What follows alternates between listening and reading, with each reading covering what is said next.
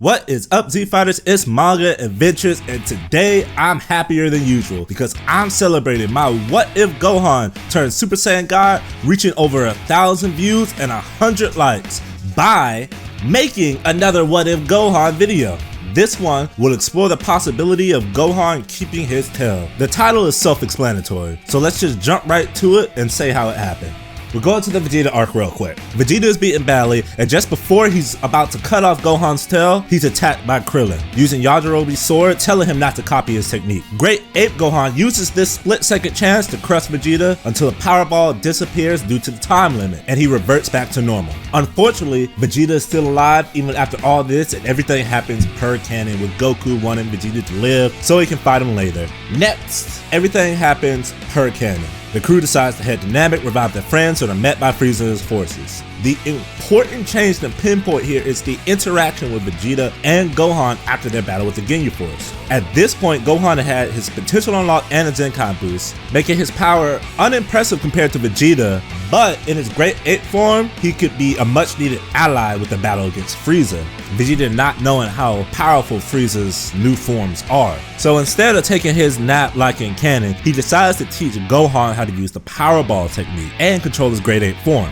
Gohan takes this opportunity as a distraction, allowing Krillin and Dende to sneak off to grant the wishes. Learning how to use the Power Ball is simple. It's gathering energy in a certain way. Vegeta explains this uses a lot of energy and has a time limit, so you should only use it as a last resort. Unfortunately, when the sky turns black, Vegeta puts two and two together and realizes a wish is about to be made and flies off before he can teach Gohan how to control the Great Ape form. With that little change out the way, everything else happens per canon. There's no point in Gohan turning into a Great Ape because even with the 10 times boost, Frieza's second form has him greatly outmatched. This isn't counting his third and final form.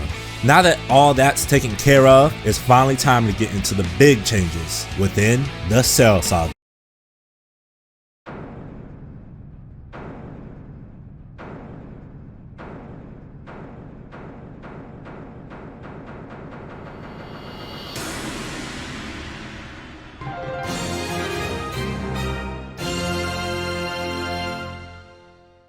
Year and a half after the events at Namek, Frieza arrives on Earth with his father King Cold to exact revenge against Goku. The Z Fighters feel his power as he arrives on Earth and head to the northern mountains to face him. They all power up to fight and easily dispose of his minions, but when Frieza sees that Vegeta is still alive, he can't help but to laugh, saying he'd be glad to kill his favorite monkey again. He charges up a death beam, but before it could hit, Goku seemingly comes out of thin air to defend against the attack. Goku was close enough to Earth to sense Frieza charging up the death beam and instant transmission to his location.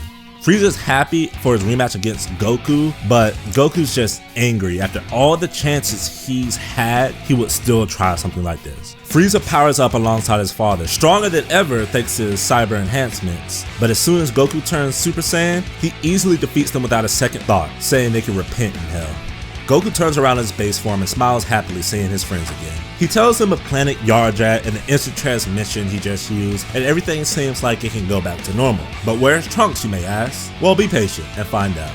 3 years pass in the blink of an eye. Gohan focuses on his study while Vegeta and Piccolo continue their training to surpass Goku, who isn't gonna slouch around either, he's training as well. During this time, Bulma popped out little baby Trunks, the son of Vegeta. But peace can't last forever, as a city is attacked by a group of androids, 19 and 20. The Z Fighters arrive and Goku volunteers to fight them first. Sadly, this is when his heart virus kicks in, making this a huge handicap for Goku, who's getting his energy drained by 19 at the same time. Everything seems lost, that is, until Vegeta arrives, telling everyone to take Kakarot away as he turns into a Super Saiyan himself, saying he's easily surpassed a low-class Saiyan. The trigger that really sent Vegeta over the edge was the fact that he had to be saved by Goku again. This anger of feeling so helpless allowed him to achieve the legendary form. He effortlessly defeats Android 19 and chases around Android 20. Things aren't looking good for Dr. Gero, so he heads back to his lab to unleash his ultimate weapon, Android 17 and 18, who kill Gero for being a little too bossy when they first wake up. They defeat the Z Fighters, but don't kill them because they only want to kill Goku. Note, in this timeline, they don't awaken Android 16 for whatever reason, so he's still asleep. Things aren't looking too good, but they still take their time to get to Goku, hijacking trucks and taking the long way, seeing this as nothing more than a game. Though unfortunately, things don't go as canon by this point, because while this is happening, Gohan takes his father home, who's screaming in pain as he clutches his chest, Chi-Chi not knowing what to do, until finally, he dies peacefully in his sleep. The two androids arrive just in time to see a crying Gohan and Chi-Chi. Gohan tries fighting back, but he's just swatted away. The androids, who now have no other mission, think they'll start having fun and live their own lives. Try on some new clothes, go on some rides to the amusement park, destroy a city or two, normal stuff. They head off and do just that, but sadly, the Z fighters are too pure-hearted to just watch innocent people die. So they step forward, each dying one by one, while the androids still all just see this as a game. This happens in front of young Gohan's eyes, Piccolo telling him to go and that he's their last hope. Gohan follows orders and escapes, hearing Piccolo's screams in the distance as he does so. This also means Earth's Dragon Balls are gone once more alongside Kami. And don't be too sad, just because they're dead doesn't mean they're gone. All the Z fighters who died in action are on King Kai's planet, except for Goku, who died of natural causes, and Vegeta, who's in hell for being a bad person. They communicate with Gohan, suggesting to go to the time chamber at the lookout, but they also tell him that if he goes alone, it could drive him mad. Gohan is willing to take this risk and heads off, but first grabs a gravity room from Bulma. The training is intense, mostly because Gohan has convinced himself that it's all his fault that this has happened. This isn't the first time the Z Fighters has died in front of him, this is the second time. Both times he was too weak. If only he wasn't a coward, if only he focused on fighting instead of his studies. These thoughts cloud his mind 24/7 in the time chamber in a very unhealthy way. He's able to achieve Super Saiyan and even surpass Goku and Vegeta in this timeline, but he's much weaker than his alternate self was at that age, who had the guidance of Goku calming him down, telling him it's okay to take breaks, and teaching him the different grades of Super Saiyan. Alternate Gohan can't figure out on his own. He walks out the time chamber, now ready to face the androids, and they once again see this as a game, not being able to sense power levels. They challenge the boy one-on-one, but Gohan, as a Super Saiyan, is able to fight and beat one android at a time. But those two are sore losers, and seeing one lose causes another to jump in, tag teaming the boy. Gohan, backed into a corner, knows what he has to do, transform into the Great Ape, while still Super Saiyan. He charges up the ball and launches it into the air, causing him to turn into a Great Ape, but it's different. The fur isn't brown, it's gold. He's been practicing to control this form in the time chamber, but never mixed it with Super Saiyan before. He had gotten control of his base, but this is different. He only has a slimmer of himself left, enough not to destroy the town, but focus on Android 17 and 18. They are outclassed by this golden Great Ape who's moving at blinding speeds despite its size. They can't keep up. Eventually, Gohan blasts them into nothing, and when the dust fades, the crowd who are being terrorized by the androids cheer. But Gohan, with no target and nothing to focus on, has lost himself completely to the Great Ape form and starts destroying the city, rampaging until the time limit of the Powerball runs out. He once again blames himself for everything that has happened. If only he was stronger, he would have need to use the Great Ape form, but at the same time, it's a needed power, so he's not gonna cut off his tail. Chi-Chi tries consoling her son. With the threat gone, they're free to communicate with new Namek and have everything wished back to life, including Vegeta, I like to add. They also ask for a new Guardian of Earth. Kami tells him with Piccolo always being on the front line, but not quite strong enough, isn't a good idea. So he fuses with him, and Dende becomes a new Guardian. All's well that ends well. No need for time travel since the only casualties are Goku, but the damage done to Gohan's mind has been dealt. He no longer wants to study and wants to focus solely on fighting to honor his father. Everyone tries telling him this isn't what Goku would have wanted, but he doesn't listen. Though, unbeknownst to them, Cell is still growing beneath Dr. Gero's lab. But let's put a pin in that for much, much later. 7 years have passed and Gohan's been training non-stop. If he wasn't training with Piccolo, he was training with Vegeta. The sad part is, he's doing this because he has no choice. He's constantly haunted by the memories of the Z Fighters dying in front of his eyes. He wants to reach the power of a great ape without transforming into one, because even though he may not have been in full control, he remembers the destruction he caused. He remembers the people who died because of him. During this time, Vegeta was able to unlock the different grades of Super Saiyan and was even able to reach Super Saiyan 2, but kept this a secret from Gohan to have an ace up his sleeve, who he sees as a rival since Kakarot is dead. Also, because Future Trunks never existed in this timeline, he didn't bond with him, so he doesn't have a good starting relationship with present Trunks. Last, with Goku dead, there is no Goten, and with 18 dead, there is no Marin. With the status quo set, let's start the Buu arc.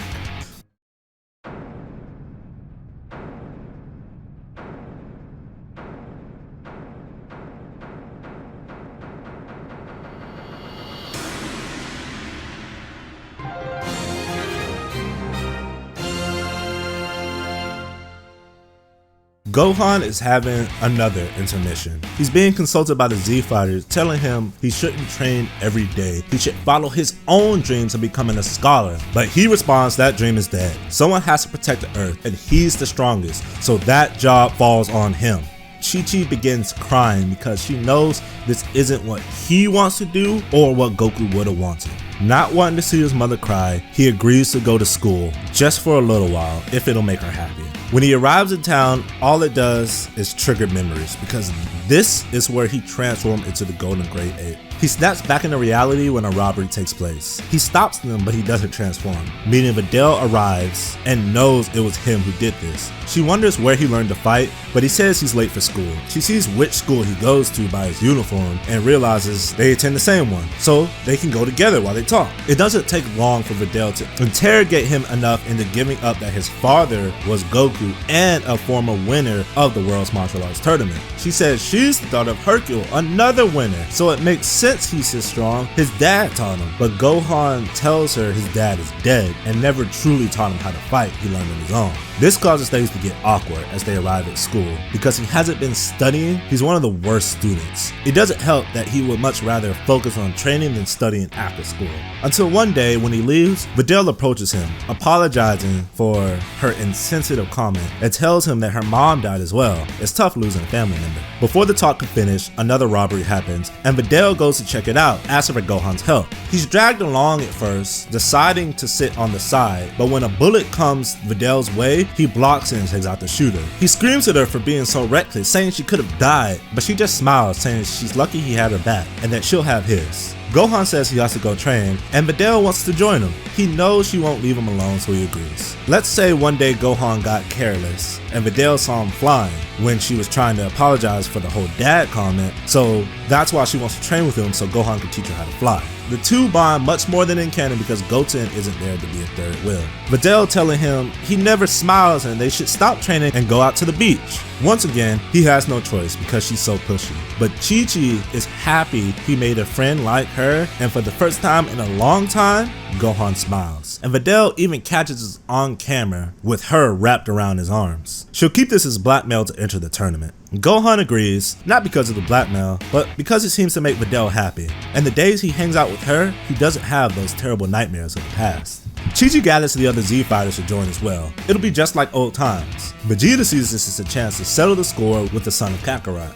The day of the tournament arrives, they enter and reach the finals. The Supreme Kai is glad they can make it. A new thread is underway. Everything happens per usual with Videl's facing Spokovich, but this time, the thoughts of someone he cares about dying overwhelms Gohan to a point where he intervenes. He saves Videl, but Yamu uses his chance to take his energy, and normally he would be able to get free, but the Supreme Kai stops him with his powers, allowing his energy to be drained. He's healed by Kibito before the Z Fighters chase after them, but before he goes, he checks on Videl and gives her a senzu bean, not regretting his decision. The Z Fighters quickly catch up but are stopped by Deborah. Unfortunately for him, Gohan is much stronger in canon and easily defeats him in the blink of an eye. He would not let anything threaten this world or the people he cares about. Babidi is freaking out. He needs just a little more energy to revive Buu, so he takes control of Vegeta, who has evil in his heart, which is much easier because he doesn't have the family connection with Bulma and Trunks. They're teleported to the stadium and Vegeta threatens to kill everyone, which once again sends Gohan into a blind rage. Before Vegeta could blast the stadium, he's tackled by Gohan and they take the fight to the sky. Vegeta orders Babidi to take them far away so Gohan can go all out. He does just that, having no other choice since Dabura is dead. The two fight, and Super Saiyan vs Super Saiyan, even with the Babidi boost, Vegeta is weaker, but he has an ace up his sleeve, Super Saiyan 2. When he transforms, he knows he's much stronger than Gohan. He mocks the boy, saying he's reached the form where he has full control of himself, but it's still not a victory unless you transform. So he can prove it once and for all, he's the strongest fighter in the universe. Gohan doesn't want to change into the Golden Great Ape no matter how much he's beaten. The memory is too much for him to handle, and he especially doesn't want to do this with the Z Fighters around. But Vegeta isn't taking no for an answer. He uses the Power Ball instead and holds down Gohan, forcing him to look at it. Gohan pleads for him to stop, telling Videl to run away, not to look, tears streaming down his eyes, but it's too late. He changes. At the same time, Buu has been revived thanks to the fight between Gohan and Vegeta. And Babidi thought the best way to test out the ultimate evil is by killing the two biggest headaches he's ever had, Vegeta and Gohan. He warps the Gohan in the middle of him transforming into the Golden Great Ape form and greatly underestimates it. Everyone is a target for this monster. Buu, Vegeta, Piccolo are all beaten badly, but Buu is getting angry. He starts absorbing the Z Fighters that are nearby, Piccolo and Vegeta, to become strong enough to go toe to toe with the Great Ape form. Now that they're evenly matched, this fight is much easier for Buu, who now sees this as a game. Golden Great Gohan though is still just rampaging around. Buu isn't even a target, he's just smashing stuff at this point, and it's breaking Videl's heart because she saw how much he didn't want to turn into this. She flies up to him and tells him this isn't him before showing a picture of them at the beach together, Gohan and her smiling. She says this is the real Gohan. He begins to groan in pain as he takes the picture and looks at it. He becomes smaller and smaller until he reveals a new transformation that's 10 times stronger than even his Golden Great Ape form. Akaki Buu tries fighting him again, but Gohan easily swats him away. That hit alone makes Buu realize the difference in power, so he tries to run away.